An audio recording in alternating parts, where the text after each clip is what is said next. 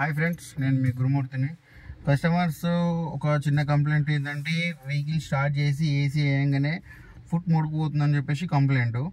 అది ఏంది, దేని పర్పస్లో పోతుంది అని అంటే, మనకు అవుట్ సైడ్ ఎయిర్ రానికి ఇది చూపిన అవుట్ సైడ్ ఎయిర్ రానికి కూలింగ్ ఇందులో క్యాబిన్ ఇదే రన్ కావడానికి ఒక ఆప్షన్ ఉంటుంది కదా.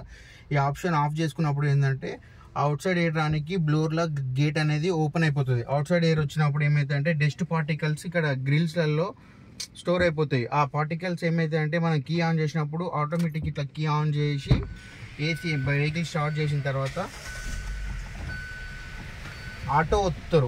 ఆటో ఒత్తితే టెంపరేచర్ని బట్టి ఒక ఎంత టెంపరేచర్ ఉందో అంతే మెయింటైన్ చేయాలని చెప్పేసి అది క్రియేట్ చేసుకొని మనకు ఏసీ ఎంత కావాలో అంత ఇస్తుంది కదా.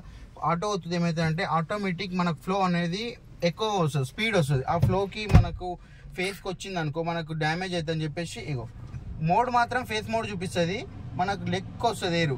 ఇగో ఇప్పుడు వస్తుంది ఫేస్. ఇది ఏమున్నా సేఫ్టీ ఫ్యూచర్ అనమాట.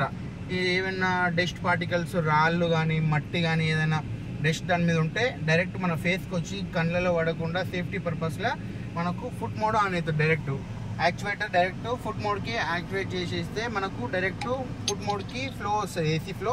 తర్వాత స్లోగా డస్ట్ మొత్తం కిందికి వెళ్ళిపోయిన తర్వాత ఇక్కడికి వెళ్ళి మనకు ఫేస్ మోడ్కి సెకండరీ కన్వర్ట్ అయిపోతుంది. అంతే ఫ్రెండ్స్.